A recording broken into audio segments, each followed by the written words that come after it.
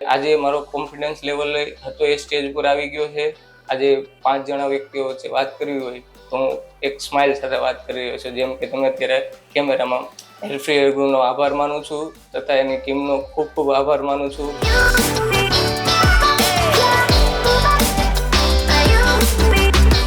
My self Jignesh Parmar. I am from Junagadh. આજે હું તમને જે વાત કરવા જઈ રહ્યો છું વાળ ખરવાના પ્રોબ્લેમ બાબતે, કે જે મને હતો કે નવેમ્બર 2022 પહેલા જે હું સમસ્યાથી પીડાતો હતો એને આજ તમને જર્નીની વાત કરવા જઈ રહ્યો છું. મારે પહેલા હેર થોડા કરતા હતા, એમાંથી પછી ટાલ પડી ગઈ, એટલે મારો કોન્ફિડન્સ લેવલ ઘણો ડાઉન વયો ગયો. અને આ જે સમસ્યાથી પીડાય છે એ બધાને ખબર છે કે એને કેવા નાઇટમાં વિચાર આવતા હોય, કે શું કેટલો કોન્ફિડન્સ ડાઉન થઈ જાય. આજના સમયમાં જ્યારે લુકનો અને શું કહેવાય પર્સનાલિટીનો સમય છે, એટલે આ જોતા મને પછી નેગેટિવ વિચાર આવતા. તેનું સોલ્યુશન માટે મેં વિચાર્યું, તો મેં પછી હેરફ્રી હેરગ્રોનો કોન્ટેક્ટ કર્યો. હેરફ્રી હેરગ્રોનો કોન્ટેક્ટ કરતા અમદાવાદની અંદર કે જે હેરફ્રી હેરગ્રો એને એક કન્સલ્ટન્ટ છે, ત્યાં મેં કન્સલ્ટ કર્યું અને ત્યાંના રીચા મેમને હું મળ્યો. રીચા મેમ હારે જ્યારે મારે નેગોશિએશન થયું ત્યારે મને ખૂબ જ એવું લાગતું. આની પહેલાં મેં ઘણી જગ્યાએ કન્સલ્ટન્ટ કરેલું, પણ મને એટલું ત્યાં સેટિસ્ફેક્શન ના થયું. કારણ કે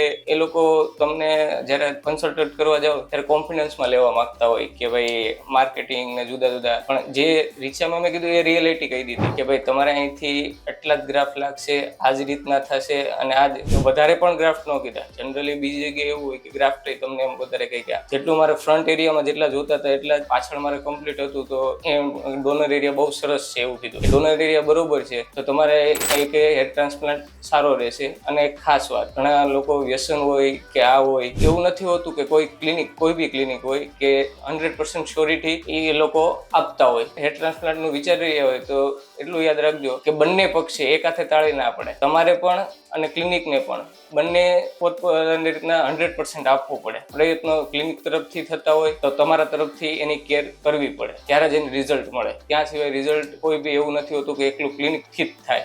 એટલે મારું ઇન શોર્ટ કહેવાનું કે એક હાથે તાળી ના પડે, બંને હાથે. હું જ્યારે રીચા મેમને મળ્યો ત્યારે મને 100% મેમે કહી દીધું કે તમારે અહીંયા ફ્રન્ટમાં આ રીતના છે, આ રીતના કરશો એટલો સમય લાગશે, કે આ આખી પ્રોસિજર સમજાવી. મને ઇન્ટરનલી હું એમ કહું કે મને એક સેટિસ્ફેક્શન થઈ ગયું. તમે પણ ક્યાંય બી જાઓ તો હું એમ નથી કહેતો કે હેરફ્રી હેરગ્રોનો જ કોન્ટેક્ટ કરો, પણ બધી જગ્યાએ ઇન્ક્વાયરી કરી અને પછી તમને એવું લાગે કે અહીંયા મારે કરવું છે, અંદરથી સેટિસ્ફેક્શન આવવું જોઈએ કે નહીં આ બરોબર છે.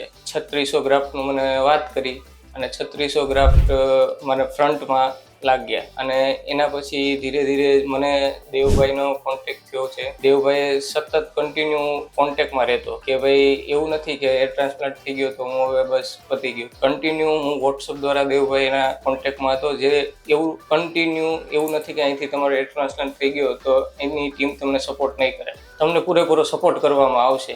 સામે તમારે બી એક્ટિવ રહેવાનું કે મારે આ કરવું છે, મારે અહીંયા પ્રોબ્લેમ છે, તો શું પ્રોબ્લેમ આવે છે એ પણ વોટ્સઅપ થ્રુ જણાવતું રહેવાનું. એટલે એના સોલ્યુશન તમને આપતા રહેશે. બાકી જો હું વાત કરું, મને પર્સનલ રીતના અત્યારે મારો કોન્ફિડન્સ લેવલ ઘણો સરસ થઈ ગયો છે. આ રિઝલ્ટ તમારી સામે છે. 1 વર્ષ કમ્પ્લીટ થઈ ગયું છે મારું. અને હું અહીંની ટીમનો તહે દિલથી ધન્યવાદ અનુભવું છું કે આજે મારો કોન્ફિડન્સ લેવલ હતો એ સ્ટેજ ઉપર આવી ગયો છે.